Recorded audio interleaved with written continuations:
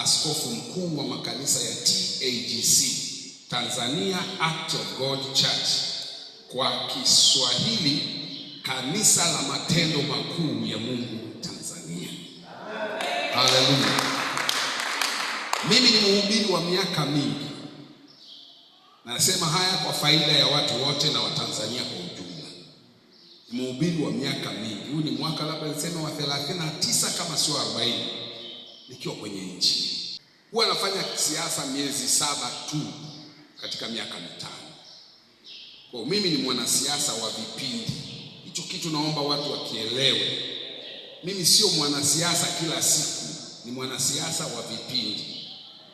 Kwa ninakuwa kwenye siasa kuanzia mwezi wa 6 mpaka mwezi wa 12, tukiingia Januari nimeondoka kwenye siasa.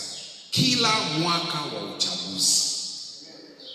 Kwa sasa hivi juzi tarehe 3 ndio nimemaliza siasa na sasa nimeingia kwenye nchi. Sasa hivi hutanisikia tena. Hutanisikia kwenye siasa mpaka 2030 mwezi wa 6 ndio nitaingia kwenye siasa.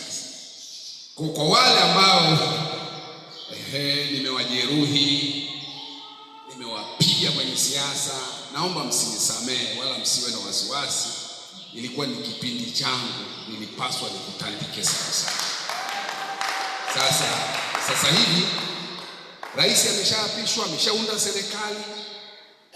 Kwa sasa mimi siko tena kwenye siasa.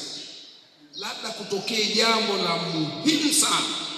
Kwa hiyo siko kwenye siasa. Mimi sio mwanasiasa. Ila ikifika 2030 kuanzia mwezi wa 6 na kuwa kwenye siasa kwa 95%. Kimaliza tarehe 3 Januari kama juzi na kuwa kwenye injili 95%. Miaka yote minne niko kwenye injili.